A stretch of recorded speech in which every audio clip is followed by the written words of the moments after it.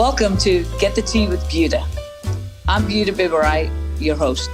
Along with me as a co-host this morning, we have Krysta Jones. Additionally, we have a guest today, Vanessa Maddox. Vanessa, will you introduce yourself, please? Hello, everyone. Buta, delighted to be here with you and Krysta and Nicholas today. My name is Vanessa Maddox. I am the founder and CEO of VR Maddox Consulting, and I am also the creator and founder of Black Wall Street Loudoun. And we're going to get to the Black Wall Street Loudoun because I appreciate you acknowledging Nick as well, because I completely forgot to introduce Nick. And Nick is our guru who does all the tech, he does all the scheduling. He pretty much runs us. Yes, Nick Gothard. I also greet Nick. Nick, my apologies for having omitted to introduce you this morning. Nick is going to ignore me now because He's on mute. Oh, there he is. Oh, I didn't know I was part of this episode, Buta. No, I just wanted to introduce you because you are always part of our episodes. So that was it. So I would like to restart it, Nick, if I may. You absolutely may. Yes, thank you. And that omission was just because your face is not on my screen, and that is my prompt for the love of goodness. So yeah, I goofed up on that. Welcome to Get the Buta. Oh my God, Get the Buta.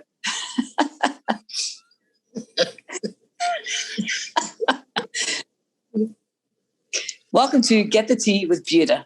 I'm your host, Buta Biberaj.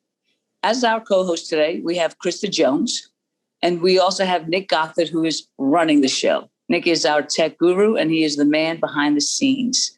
Today, we have the honor and privilege of having Vanessa Maddox joining us. Vanessa comes by way of the community of Loudoun, and she is an activist from all fronts. Today, we would like to be able to speak to her to a couple of items that she is working on that are going to embrace as well as enhance the community engagement within Loudoun County. So, hello, Vanessa. How are you today? Hello, Buta. Hello, Krysta. Hello, Nicholas. I'm so glad to be here with you guys today. Hi, everybody. My name is Vanessa Maddox. I am the CEO of VR Maddox Consulting, LLC. I am the founder of Black Wall Street Loudoun, which we're going to talk about today. And I am also a former member of the Leesburg Town Council. I was elected in 2017 and became the first Black woman in the history of Leesburg to sit on the council. So we made history with my election. I will forever be so proud of that. Well, we're very proud of you for putting yourself out there to even want to represent the community, because we know that comes with a lot of sacrifices. You mentioned Black Wall Street Loudoun. Now, that's something that our team has become familiar with because of you and social media. Can you tell our audience a bit more as to, one is just how did you come about creating that idea? Let's talk about just a little bit of history. I want to give them a flavor, and then you guys can actually Google it. So in the early 1900s in Tulsa, Oklahoma, there was an area of Tulsa called Greenwood. And Greenwood consisted of a bunch of our ancestors that migrated from the segregated South. After Reconstruction, they started moving upward to the north and settling in areas that were more friendly to us back in the day, right? So a group of Black Americans settled in what we now call Tulsa and into the area called Greenwood. And what happened there was absolutely historical and just unbelievable.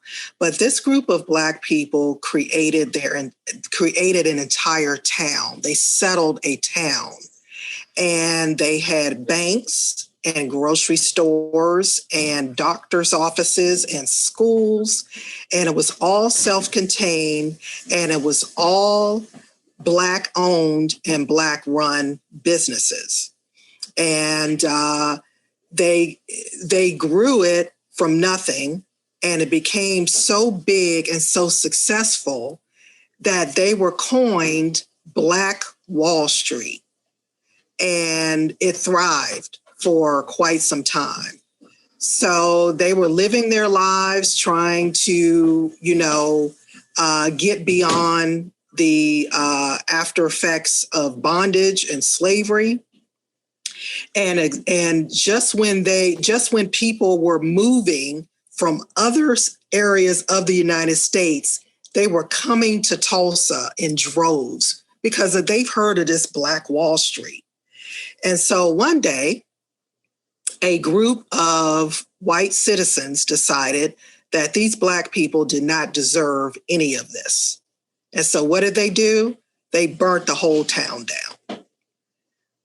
Thousands of people were killed in that Tulsa massacre.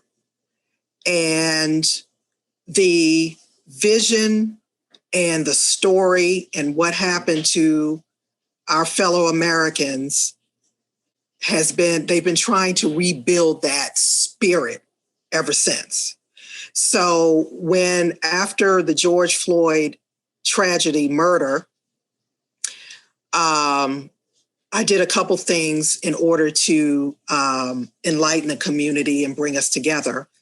But I wanted to do something that was more impactful. So because I had a history of creating think tanks, these are citizens in our community of varying degrees of expertise, social subject matter experts, if you will. So I handpicked 21 of these brilliant people, and I created a think tank called Black Wall Street Loudoun. Now, even though it's named Loudoun, it has the spirit of the Black Wall Street from Tulsa, named after our county because I live here. But this is a regional effort. So we're starting at home because you can't fix anyone else's problems until you fix your own. So we start locally, we go regionally, we go statewide, we go national, and then we go global. So living locally, thinking globally. That's my mantra anyway. So that's how Black Wall Street Loudoun came to be. Okay, now how is it set up as far as what are the strengths that you're bringing together? So in handpicking the people that are going on this journey with me, the first thing I thought about was what issues are prevalent in our community? And then I created groups under Black Wall Street Loudoun, and each group has its own subject matter that are, like I said, prevalent in our community right now. And let me tell you the groups, so this will make more sense. We have the education group, the leadership group, the women's group, the small minority business group, legal and political group, community civic group, and the equity and inclusion group, the veterans group, and the federal contracting and hiring group. So just so I'm clear, anyone can join these groups and they're led by your 21 experts, or how does that work? Anybody can join these groups, and they are led by, every group has a group leader, and then there are members underneath the group leader. So anyone can join any group where they have a strength and something to contribute, and they want to work, okay? Only workers are allowed in Black Wall Street Loudoun. This is not a promotion for me. I am simply the wizard behind the curtain, making it happen. So this is about the 21 people that I handpicked, and this is about our community. And these are all African Americans leading the group, or who can participate? This is everybody. Any shape, size, color, background, ethnicity, male, female, whatever. As long as you are civic-minded, community-minded, and you are a leader that can bring something to the table and help us solve those problems. Well, can you talk to us a little more about the specific types of work you're doing? So I'm assuming you have like goals or metrics for each area. Are you working with government, working with the community, meeting regularly? Yeah. So we just launched in August of last year, and we've had a series of group meetings and breakout meetings so that we've just established our metrics. And so this is the inaugural group. So this is a cohort that will go from August 2020 to August 2021. So we are the forerunners, right? So we're working out all the kinks in this first year. And then the next cohort that comes in, they continue the journey and so forth. So we're making all these mistakes now so they won't have to.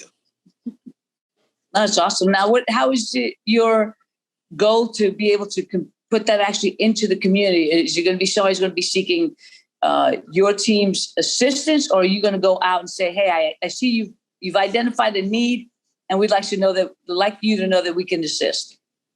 Right. So I'm using my platform as a community leader, as an entrepreneur, as a CEO, as a influencer, if you will. And I'm paying close attention to what's going on in our region, in our community. So if I see a problem, I'm going to approach that organization. I'm not going to wait for them to come to us, because that will never happen. So a lot of times when people need help, they either don't want to ask for it, or they're embarrassed, or they don't know who to go to. So Black Wall Street Loudoun is going to solve that for them.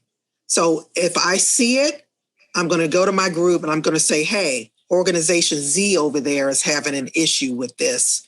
Go ahead and reach out to them. And that's how we're going to move forward. Okay.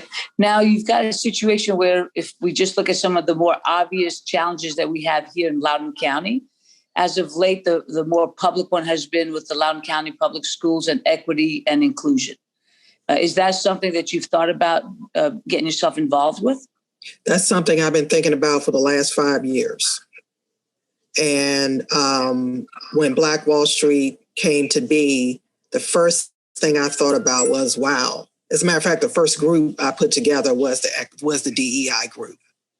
So I have started reaching out to people that I know in the school system, but it's a hard nut to crack. So I'm going to be reaching out to other people in the community to help me figure out who that person is in the school system that I can reach out to and develop a relationship, because it's about relationship building. And then get to a table with that person or people and say, hey, Black Wall Street Loudoun is here to assist you. What do you need us to do? Go right to the source. Now, you're aware that Loudoun County Public Schools has actually entered into an agreement with the Attorney General's office as to making improvements in their school system as to how they provide opportunities for our Black and brown kids. Absolutely. Absolutely. Okay. Mm-hmm. And within that agreement, there are other stakeholders, which is, and I'm sure you're familiar with the Loudoun County NAACP, and Pastor Michelle and Robin Burke have been the leaders in making that connection. Have you had an opportunity to talk to them yet, as far as maybe working even from that perspective, maybe not necessarily on the school side, but as you said, other stakeholders might give you the path to be able to be part of that solution? Absolutely. When I hit start back in August, my next move was to call Pastor Michelle and say, Pastor Michelle, this is what I did. This is what I just did. And this is what we're going to do. And she was elated, because this is a huge lift, as you know, Buta. And now that there is that memorandum of understanding, or that agreement between the school system and the Attorney General's office, then they're going to need some community advocates to step in and help them with that heavy lift. So Black Wall Street Loudoun is going to be one of the first ones to do that. Okay. One of the groups that you mentioned was the leadership group. What does that actually entail? Like, who are you targeting from that group? So the leadership group are those people within Black Wall Street that are assisting me in running this think tank. So they are the people that I identified that have visible leadership functions in the community. And if I'm not available, they can readily step in and say, hey, this is what we're doing, blah, blah, blah. And they help me direct the groups. So they are my cohorts in that regard. Okay. Now you've also mentioned, which, I'm interested in, is the legal aspect of it. So What have you identified from a community component that is relative to the law or law enforcement that you think one needs to be addressed? And then what ideas, if any, do you have as to how to address them? Great question, Buta. So the legal and political group are all attorneys, right? And there are a couple of political strategists in there as well. And what I've asked them to do is to be my consultants on legal matters that, of course, I have no idea what that is. So I am looking for a couple more political strategists and legal authorities that can come and guide us to those type of matters that Black Wall Street can help with as well. So I hope to speak to you further about that, Buta, or anyone else that's listening that wants to chip in that way.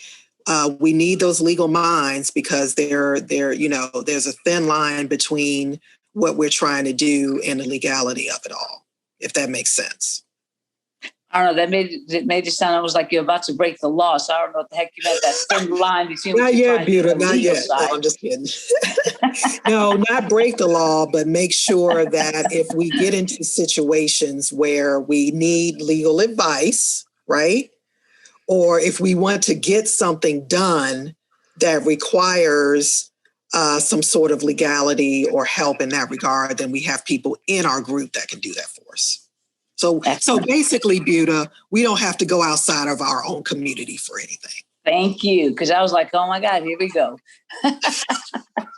No, I'm always inclusive in that way. So when I've built many communities over the years, and when I build a community, I want everybody in it. So we don't have to go outside of it for much. Oh, and that's the strength of it, right? Because those are your stakeholders.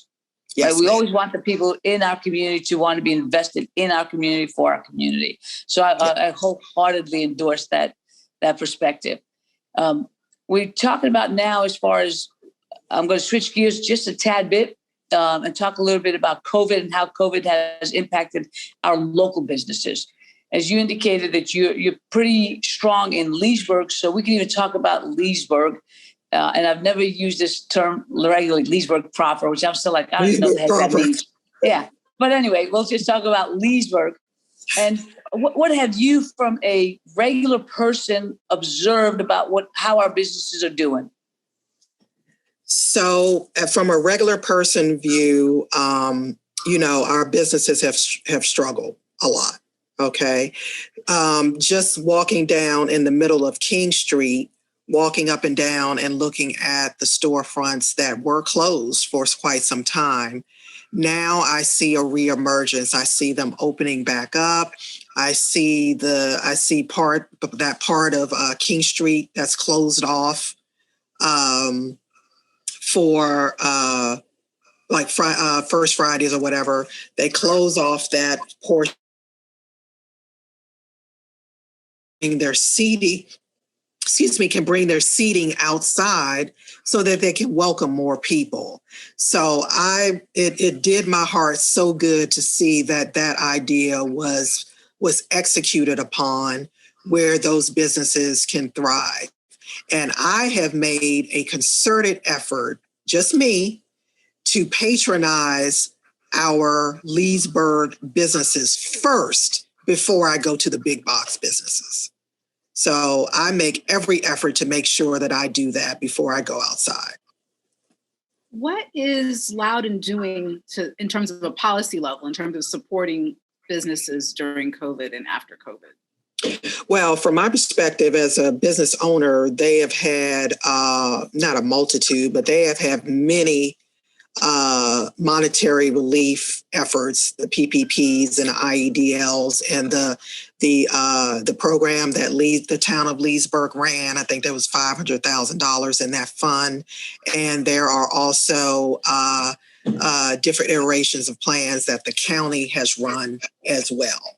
So, but here's the crux. Here's the thing.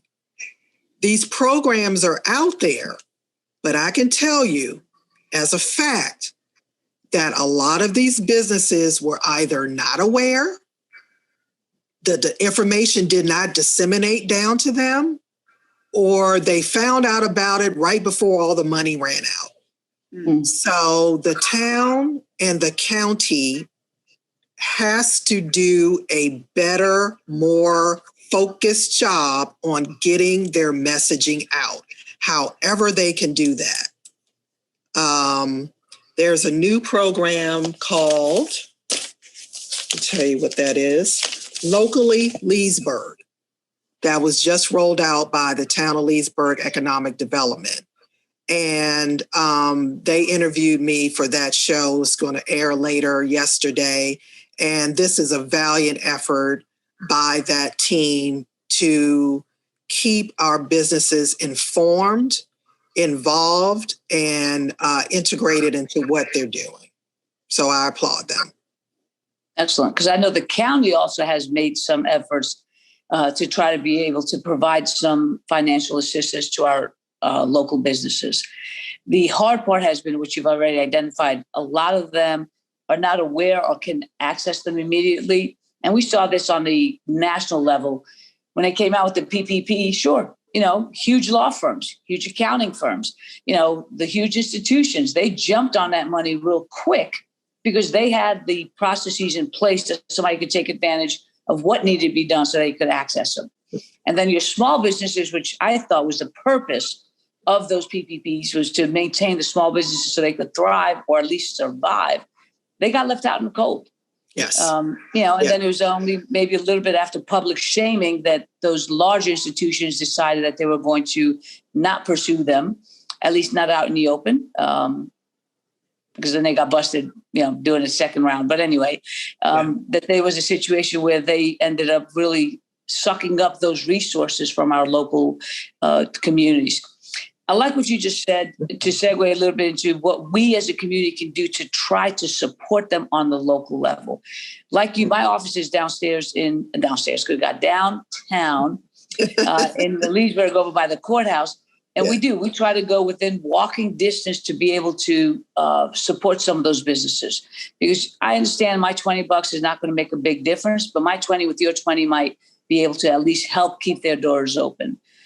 So what can we do as a community to be able to support that? As you said before, to change your focus from going to the box stores and coming just to the more local mom and pop shops?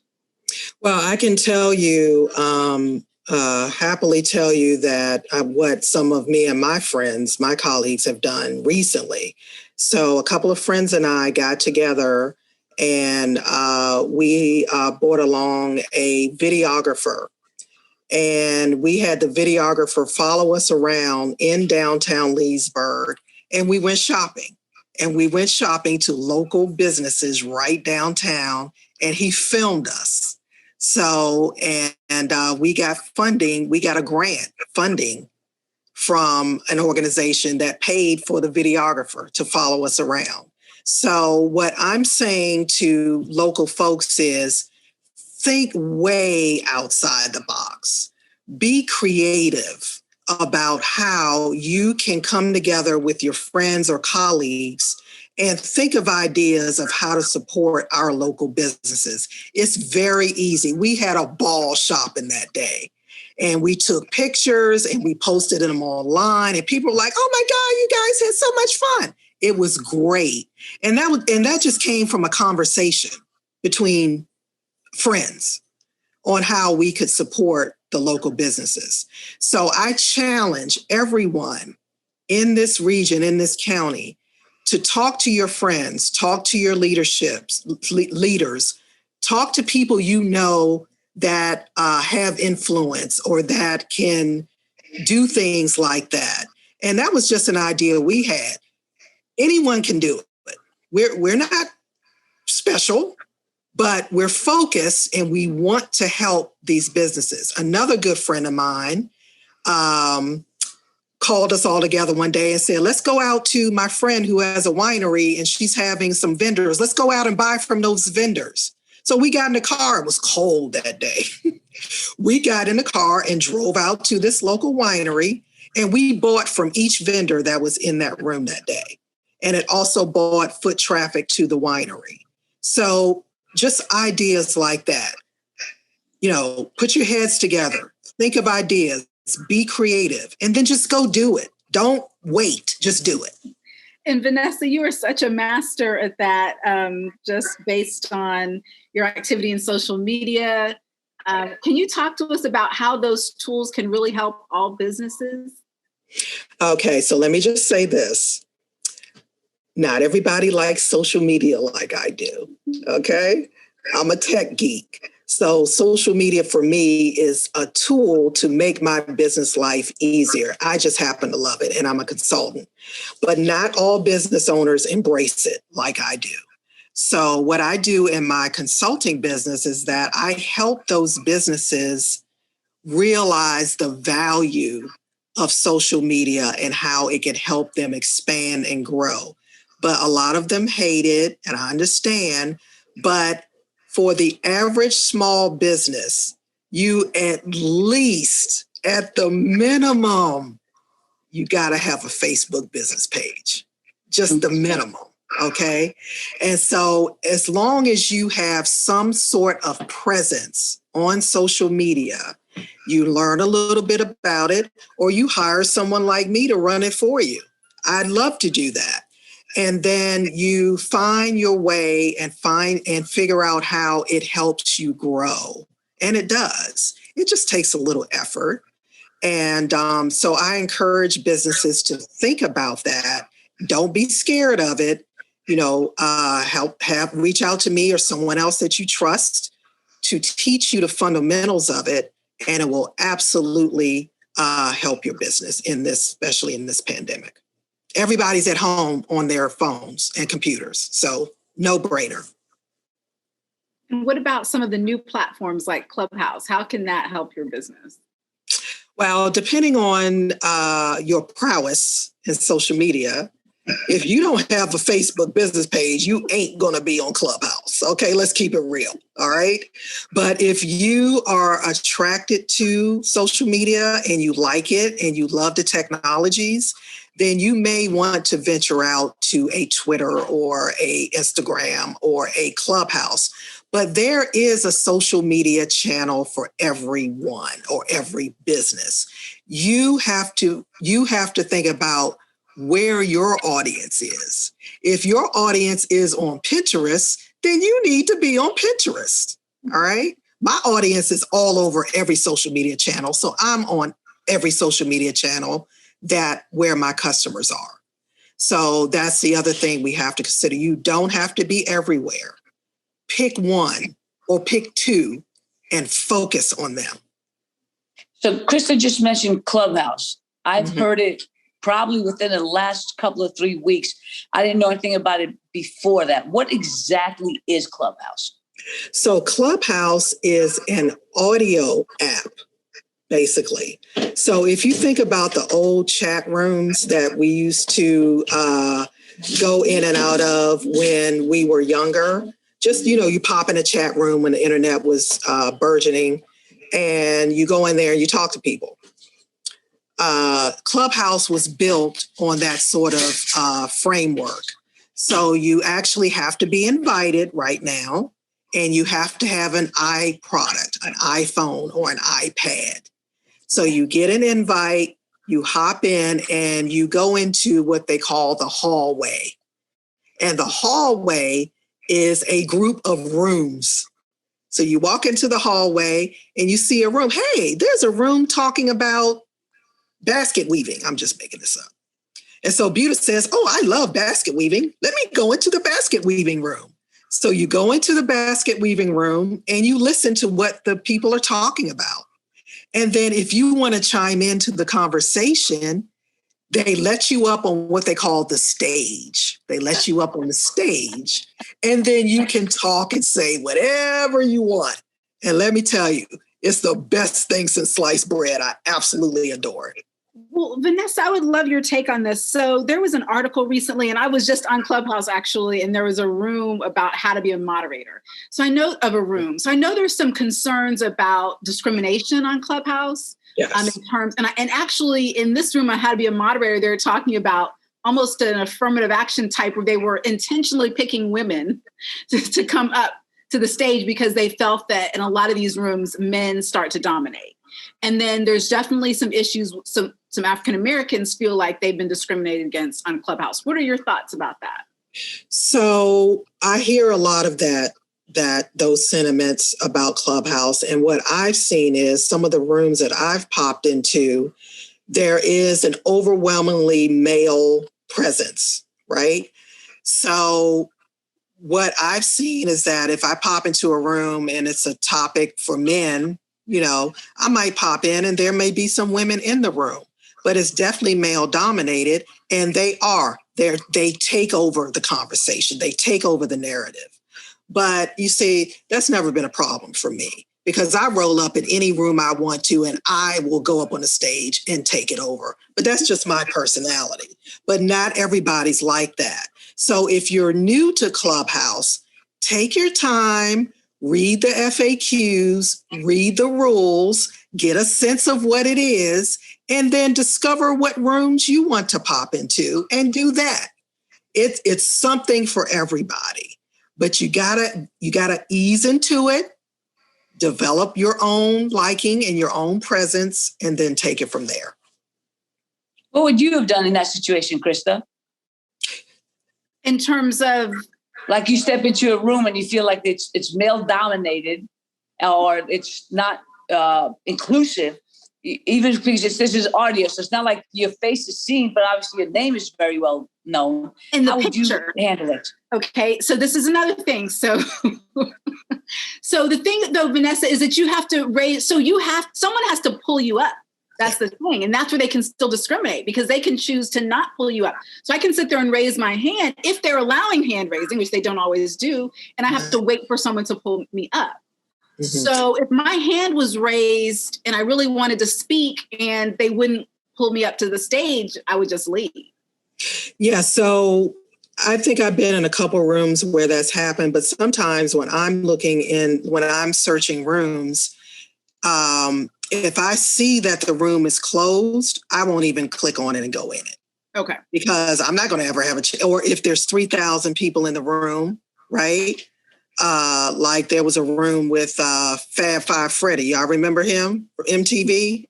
He had 2,500 people in his room the other night. And so I didn't even click on it. I'm like, I'm never going to, be called up to the stage. And so you have to, once you learn the rules of it, then you can learn what you can pop into and what you can't pop into. So I'm attracted to the smaller rooms that apply to what I want to learn about or hear about. So you can be a big fish, a little fish in a big pond or whatever that word You is. actually just popped into a room. I was just... Yeah, I popped into that room and I wasn't interested, so I left. That's exactly. That's the fun of Clubhouse. It's something for everybody. Piece, absolutely. Right. Another big piece about Clubhouse is you have to create your profile because as a moderator, you can go through and look at people's profiles and then it's often connected to your Instagram and Twitter. So you can see what this person is about. So if you have a strong profile, that may also make you more likely to be pulled up on stage. Yeah. And let me tell you, I didn't read the FAQs when I got in the Clubhouse because, I'm all smart. I'm just going to figure it out, right? I'm a techie. So when I figured out that you have to have the strong profile, I just listened to what other people were saying, and I went in and made my profile. It is the bomb. My profile is lit, right? So when you go to my profile, you know exactly what I am, who I am, what I do, and how I can help you. And I've built up all of my followers just by dropping into people's rooms, dropping nuggets, and rolling out. And people just thought, wow, that V Maddox, she's the bomb. Let me follow her. That's how I've gotten all my followers. I haven't really done anything. I've had 2 rooms since I've been in there. Wow. And I'm setting up a room right now for my video series called Tips from a Recruiter. And it's going to be a Clubhouse room shortly. So I have to really focus because if you haven't noticed, Clubhouse is a bit addictive. You can stay in a room for hours. Extremely. One guy was on there, he was moderating, and you could tell like his wife was trying to get him out of the room. He's like, I've been in here for 6 hours moderating session because it goes on and you keep resetting the room. But, social media, you mentioned for business owners, social media is not for everyone. What are some other resources that exist? I know you're involved with a lot of these other networking groups in the chamber, and particularly now, and particularly for Black and women-owned businesses, this is our time when we want to do whatever we can to become stronger. What other resources exist? So the other resources are right in our backyard, right? So because of my political background, I've actually been in politics since I was 16. And when I first moved to Loudoun, I knew that I would run for office one day. I just didn't know what it would be. So I am I'm a board member of the Loudoun County Community Services Board. I am a commissioner on the Diversity Commission of the town of Leesburg, and I'm a member of a couple other boards and committees locally that allows me to be in those rooms where those policy decisions are made that I can effectively bring back to the general public. Hey, I just learned blah, blah, blah, blah, blah. And you guys know me, I share everything. I don't keep anything to myself that can help the next person. So it's very, very, very important as civic leaders, as servant leaders, and as just people to share information that you find out. If you don't have a platform to share it on, please send it to me and I will get it out there. I've been running a employment community on Facebook for 11 years called Get Hired. And I get jobs thrown at me, hundreds a week. I put everything on that page. So if you're looking for employment, join Get Hired because everything that I get goes there, and there's stuff that's unadvertised that I put on there as well. So this is the power of community and building a community. And Buta, you have a community right here with this show. So this is another resource, Krysta. I mean, not everybody's going to have a show. Not everybody is an extrovert like that, but start in your neighborhood. You can start building a mom's social group on your street, and you get all the moms together and you guys decide what you're going to do for your neighborhood. That's how these things start and grow into platforms like this. So start where you are and build out. I want to ask you a couple of questions because you're talking about community, and here in Loudoun and throughout Northern Virginia, we have a pretty strong veterans community. Yes. And part of your Black Wall Street, you mentioned that one of the subgroups was going to be dealing or addressing vet issues. So I think this has been advertised in our local papers just as a topic item. But within the court system, we're looking to build a veterans court because we realize that we send our soldiers out into these situations. And then when they come back, we stop. I'm obviously oversimplifying this. We stop caring about them. Right. We're like, okay, go back to your regular life. And I know you've been dealing literally with life and death situations and decision making, but now we want you to come back to your regular job and there's no transition. And then we Okay. find that they get themselves caught into situations that might lead them to become involved with the courts.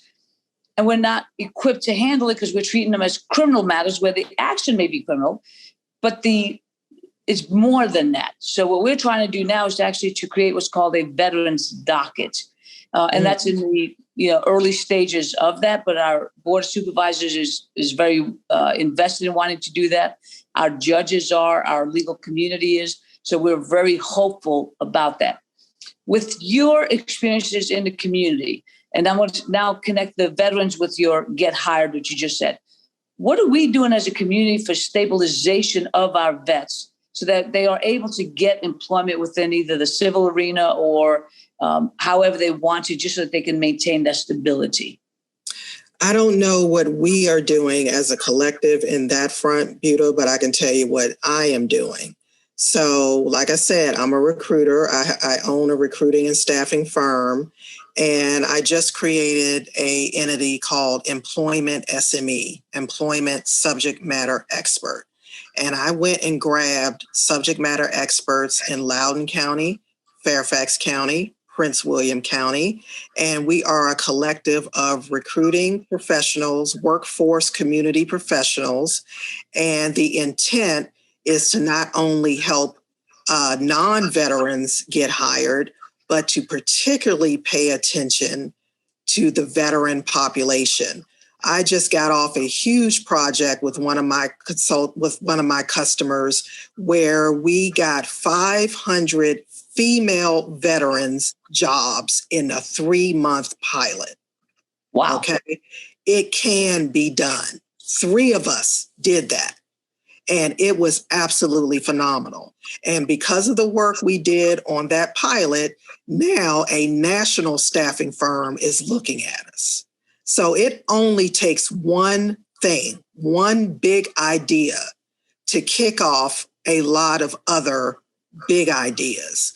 So if anyone out there is listening to what I'm talking about in terms of veterans, we have a veterans group under Black Wall Street Loudoun, and I have a brilliant young veteran who not only has dedicated his life to helping veterans that are transitioning, but he has a wellness component and an international platform of helping these veterans transition. It's hard work, but anyone that wants to know more about that can reach out to me.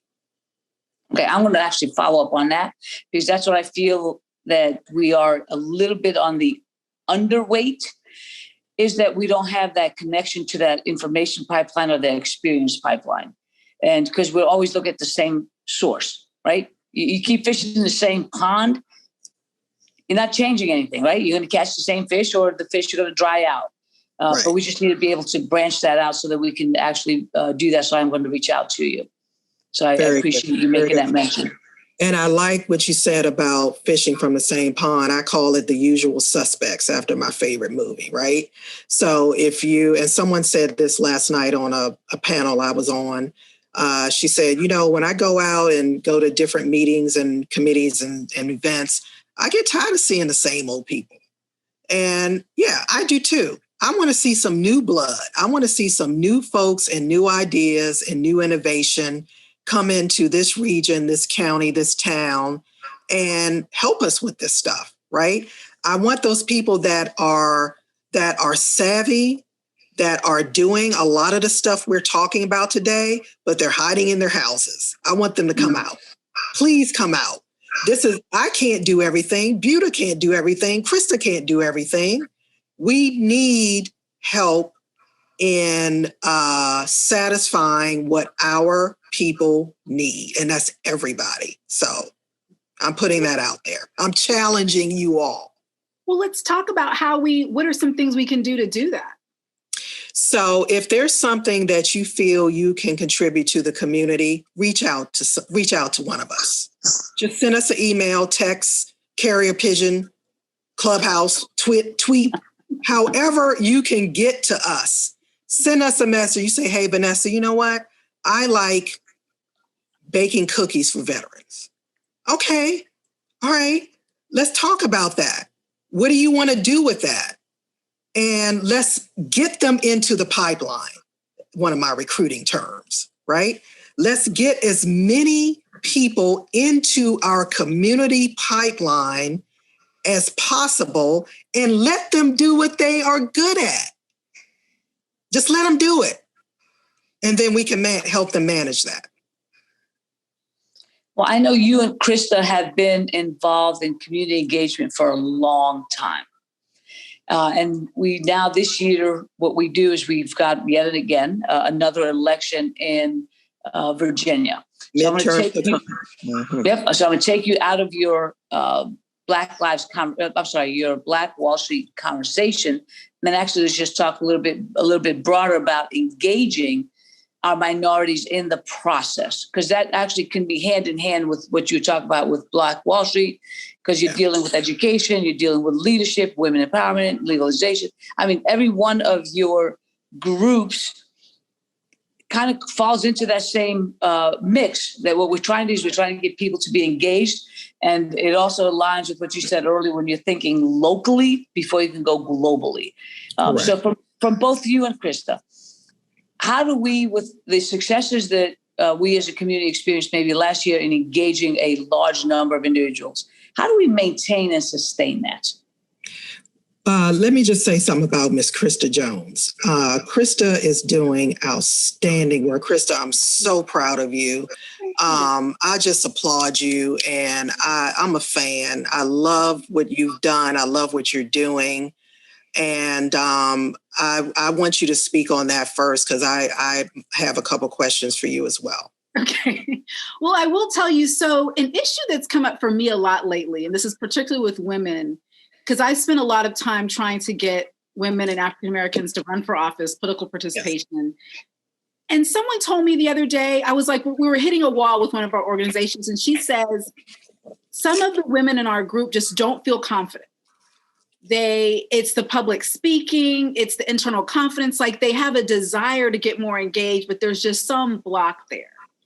And, that really hit me. And I've spent a lot of time on training. That's my general go-to.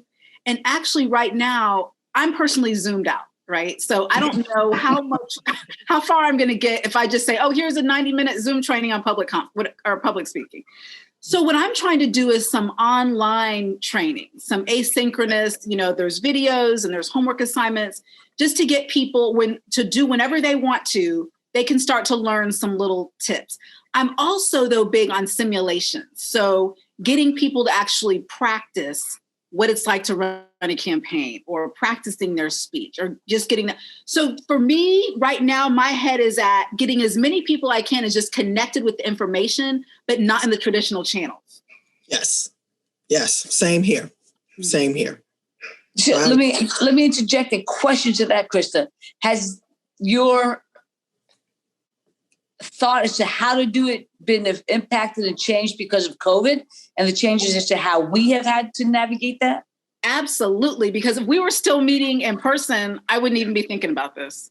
Everyone knows people were using Zoom and GoToMeeting, sporadically, when we were still in person, but, obviously not to this extent. So this has just allowed us to open up, to think more innovatively about how to reach people. And largely, like I said, we're Zoomed out. So we found a good tool. It was great, but now we need to move on to something else. Yeah. I mean, we have to, despite the pandemic, we do have to keep forward thinking. So once, COVID lets us return to the outside, what do we do then? Yes.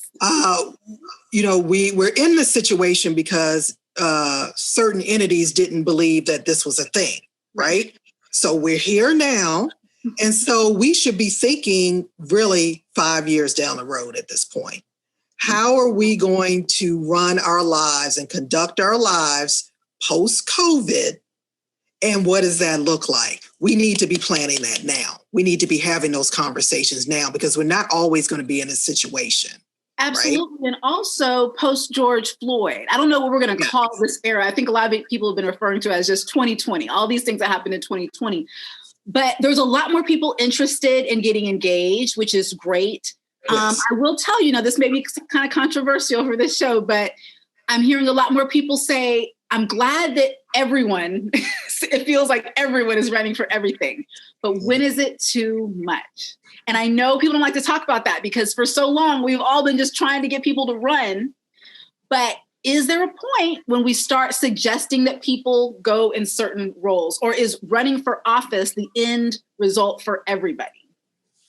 Running for office is not the end result for everybody.